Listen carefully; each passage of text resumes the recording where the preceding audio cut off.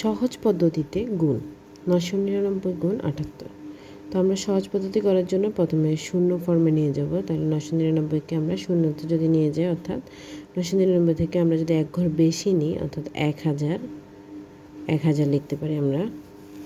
তো 1000 থেকে যদি আমরা 1 বিয়োগ করি তাহলে আমরা পাচ্ছি 999। এই জন্য আমরা বিয়োগ 1 দিব, 1000 বিয়োগ 1। এরপরে গুণের গুণ লিখে দিব আর 78 গুণ 78।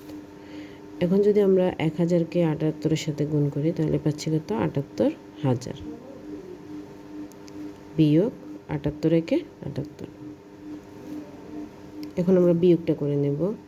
10 থেকে 8 গেলে 2, হাতে 1, তাহলে এটা হবে 8। 10 থেকে 8 গেলে আবার 2, হাতের 1, তাহলে এখানে মনে মনে 1 বসালাম। 10 থেকে 1 গেলে 9, তারপর আবার হাতের 1 থাকবে। 8 থেকে হাতের 1 গেলে হবে 7, আর প্রথম 7 বসে যাবে, তাহলে 77922।